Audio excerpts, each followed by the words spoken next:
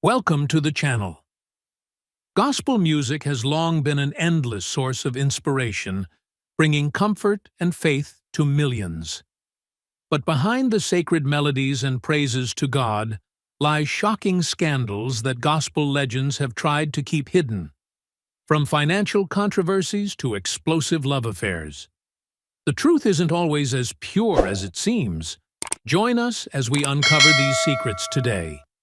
And if you enjoy this content, don't forget to hit like, subscribe, and turn on notifications so you never miss a new video. Thanks for watching. Now, let's dive in. Donnie McClurkin, a gospel icon, unshakable faith, and the controversy over. Healing. Donnie McClurkin is more than just a powerhouse gospel singer. His life story is one of faith, struggle, and transformation.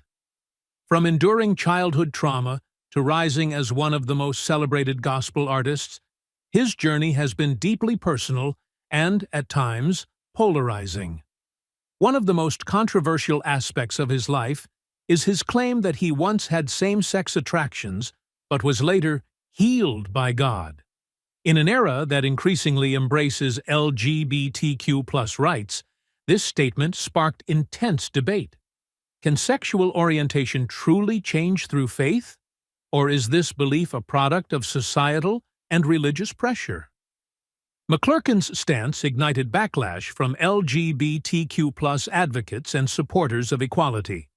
The controversy reached its peak when he was invited to perform at an event organized by former President Barack Obama, only to be removed after protests erupted.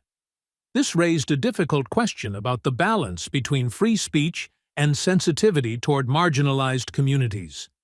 Some argued that McClurkin had the right to share his personal testimony, while others saw his comments as harmful, reinforcing outdated and damaging ideas about LGBTQ+ identity.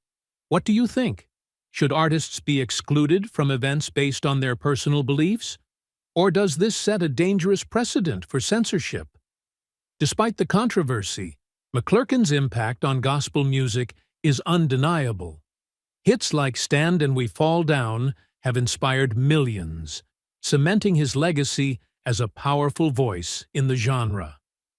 Beyond his music, he is a devoted pastor and minister, using his platform to connect with believers and guide them through their faith. But do personal beliefs overshadow an artist's contributions? Should an individual's talent and influence be judged separately from their personal views and experiences? Love him or hate him, Donnie McClurkin remains one of the most influential figures in modern gospel music. He has endured personal struggles, from childhood abuse to internal battles, yet he has emerged as a symbol of resilience and devotion. However, his story also raises complex questions about faith, identity, and acceptance in today's world. In a rapidly evolving society, can McClurkin's beliefs coexist without controversy? Can faith and personal identity align without conflict? Marvin Winans, a gospel icon's lavish lifestyle, and the controversy over wealth and ministry. Bishop Marvin Winans is one of the most influential gospel artists and ministers of our time. As a member of the legendary Winans family, his voice has inspired millions, and his sermons have drawn large congregations. However, his lavish lifestyle has sparked criticism, particularly from those who believe that a pastor should live modestly while serving struggling communities. His church, Perfecting Church in Detroit, sits in a city plagued by poverty. Yet some argue that it has done little to uplift the surrounding neighborhoods. Should spiritual leaders be held accountable for ensuring their wealth is used for the betterment of their communities, or do they have the right to enjoy the financial rewards of their success? Winans has also been criticized for his extravagant travel and high-profile demands when preaching at other churches. Reports suggest that he requires first-class accommodations, luxury transportation, and premium services, which place financial strain on the congregations that invite him. While some see this as a pastor, merely expecting a level of comfort that matches his success, others believe it contradicts the humility and service-oriented nature of ministry. Should pastors and gospel artists be entitled to high-end treatment, or does this create a disconnect between them and the people they are called to serve? Despite the controversy, Winans remains a respected figure in gospel music and ministry. His songs, like "Let the Church Say Amen," continue to move audiences, and his influence extends beyond music into spiritual leadership. His followers argue that his success is a testament to God's blessings, proving that faithfulness can lead to prosperity. However, critics wonder whether financial excess undermines the true mission of ministry. What do you think? Can wealth and faith coexist? Or does financial excess weaken the credibility of religious leadership? Marvin Winans' legacy is a complex one. On one hand, he has uplifted countless souls through his music and teachings.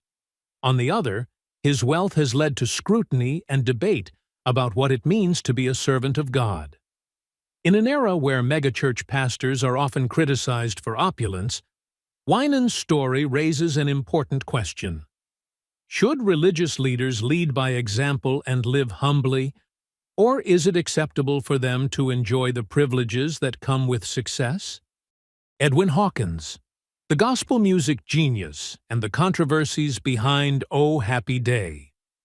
Edwin Hawkins was one of the most influential figures in modern gospel music. With his iconic hit, "Oh Happy Day," he transformed the perception of gospel, bringing it beyond the church and onto mainstream music stages. The song's uplifting melody and intricate harmonies made it a global sensation, reaching audiences far beyond the religious community. However, behind this massive success lay intense legal battles over copyright ownership and disputes over financial compensation. Did Hawkins truly receive the recognition and rewards he deserved for his groundbreaking work? Despite "Oh Happy Day" being a defining moment in his career, Hawkins found himself entangled in lawsuits regarding ownership rights and revenue distribution. Some members of his choir claimed they were not fairly compensated, leading to long-running legal disputes. This raises an important question about fairness in the music industry, where even immensely talented artists can be drawn into bitter financial conflicts. Should the performers who contributed to the song's success have received a larger share of its profits? In addition to legal struggles, Hawkins also faced backlash from the traditional church community. Some pastors and religious figures criticized him for commercializing gospel music, believing it should remain within the sacred walls of the church rather than be presented on mainstream stages. This placed Hawkins in a difficult position. He wanted to spread a message of faith to a broader audience, yet he faced rejection from the very people who shared his beliefs. Should gospel music be confined to religious settings, or does it have a rightful place in the wider world of music? The pressures of the music industry, combined with criticism from religious circles, eventually led Hawkins to withdraw from the spotlight. He became more reserved and disillusioned with the industry he had once passionately served. Although he continued to create and contribute to gospel music, the brilliance of his career was overshadowed by controversy and hardship. In the end, his legacy is not just a song, but also an ongoing debate about the balance between faith and artistic expression. What do you think? Should gospel music remain within the church, or is it meant to reach the world? Dottie Rambo, the gospel music legend, and the untold struggles behind her songs. Dottie Rambo was a prolific songwriter and a towering figure in gospel music, penning over 2,500 songs that inspired generations of believers. Her gift for writing heartfelt, faith-driven lyrics made her one of the most respected figures in Christian music. However, behind the hymns that touched millions was a life filled with personal struggles. Rambo's family faced deep divisions, particularly concerning financial management and the direction of their ministry. These conflicts created a storm of tension that often overshadowed her musical success. Should financial matters and creative vision be kept separate in faith-based music, or are they inevitably intertwined? Beyond family disputes, Rambo's relationships with fellow artists were also turbulent. Many colleagues distanced themselves from her, citing her unpredictable temperament. He wondered about the personal burdens she carried, the unspoken truths behind her lyrics, and the struggles she never openly discussed. What hidden battles do you think some of the greatest artists face behind closed doors?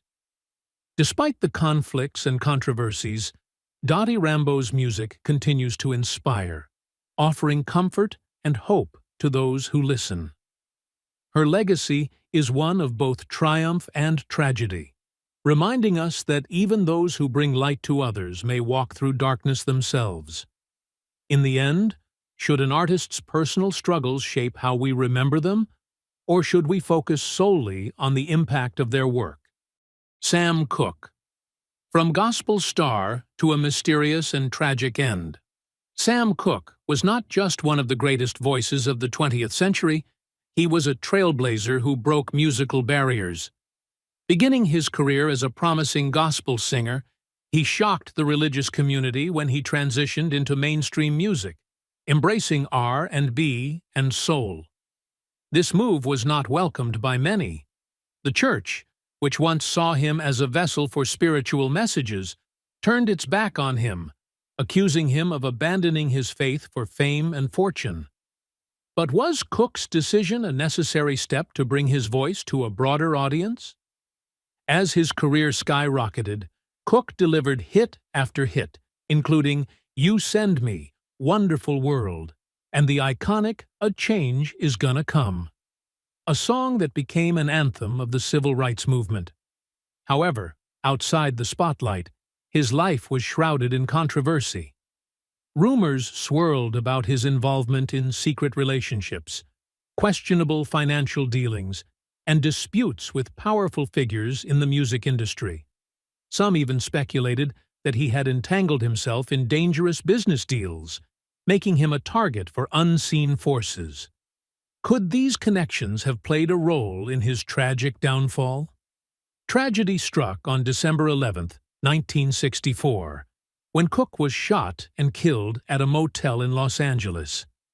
According to official reports, his death was deemed justifiable homicide, as the motel's manager claimed she acted in self-defense after Cooke allegedly attacked her.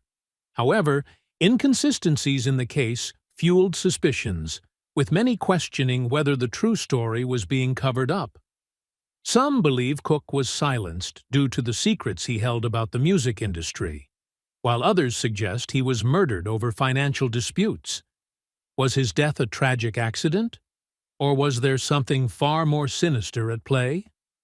Despite the mystery surrounding his final moments, Sam Cooke's legacy remains intact.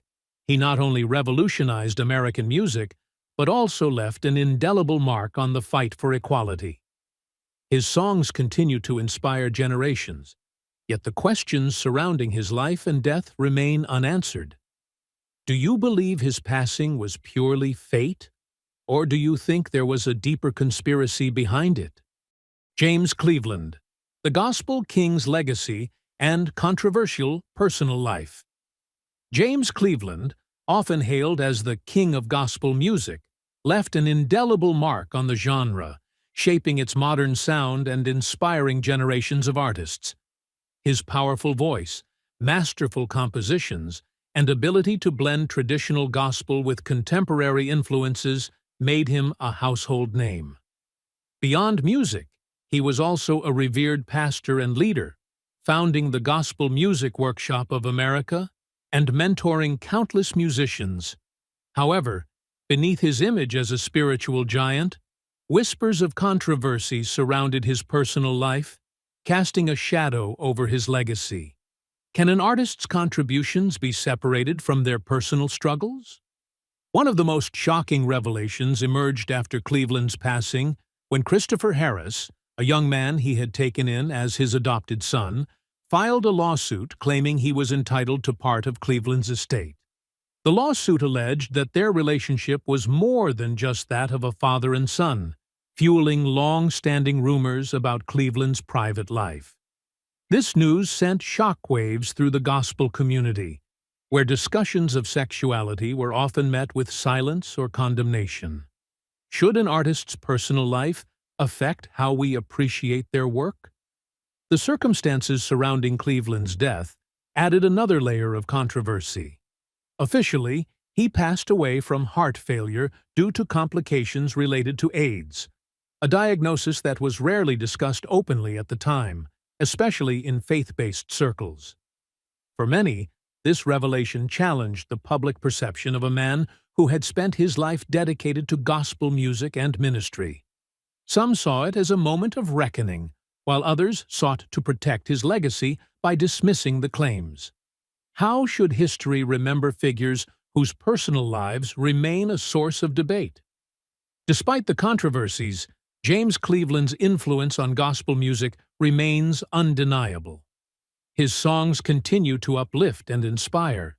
His arrangements are still performed in churches worldwide, and his impact on the genre is immeasurable. However, the questions about his life and legacy remain. Should we judge historical figures based on modern standards, or should their contributions stand apart from their personal challenges? The Clark sisters, fame, feuds, and the journey to reconciliation. The Clark sisters are one of the most influential gospel groups of all time, reshaping contemporary gospel music with hits like "You Brought the Sunshine" and "Is My Living in Vain?" Their harmonies and powerful vocal performances captivated audiences, bridging the gap between gospel and mainstream music.